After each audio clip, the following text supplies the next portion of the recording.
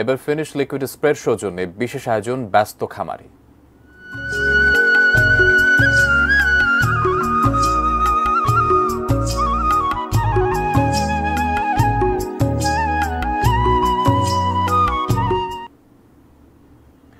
ঝিনাইদহে বাহারি সব নামে বিশাল আকারের সব কোরবানির গরু প্রস্তুত করছেন খামারিরা।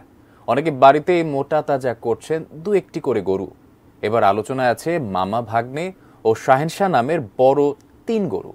তবে শেষ পর্যন্ত কত টাকায় বিক্রি হবে আগ্রহের কমতি নেই মানুষের। ঝিনাইদহ প্রতিনিধি ইমন হাসানের তথ্য, ছবিতে ডেস্ক রিপোর্ট।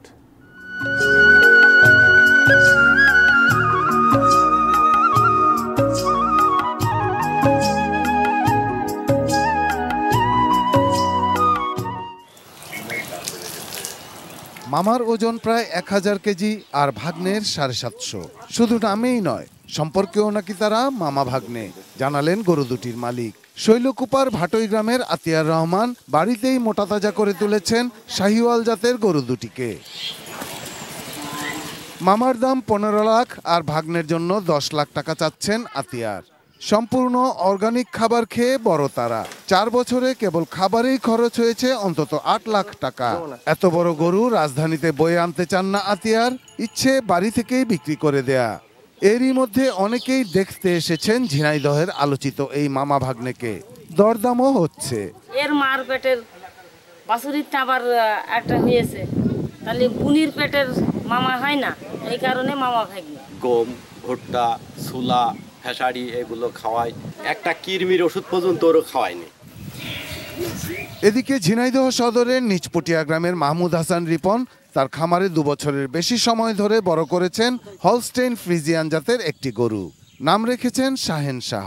৫ ফুটের বেশি উচ্চতার গরুটির ওজন ৮৫০ কেজি। দাম হাঁকাচ্ছেন ৮ লাখ টাকা। তবে আকর্ষণ হিসেবে থাকছে গরুর সঙ্গে একটি নতুন বিদেশি মোটরসাইকেল ফ্রি। রিপন জানালেন, প্রতিদিন শাহেনশাহর জন্য ১৬ কেজি খাবারেই তার খরচ প্রায় ১০০০ টাকা। তার খামারে আছে মোট ১১টি গরু।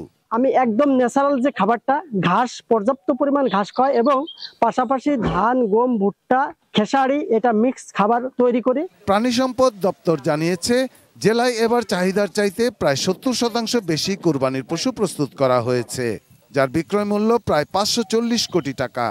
আমাদের এই জেলার এবছরের উৎপাদন হলো ২,৭৯,০০০ গবাদি পশু, ১,১১,০০০ গবাদি পশু আমাদের সারপ্লাস প্রোডাকশন। এগুলো আমাদের ঝিনাইদহ জেলার বাইরে চলে যাবে। Shahidul Rana, desk report, ATN news.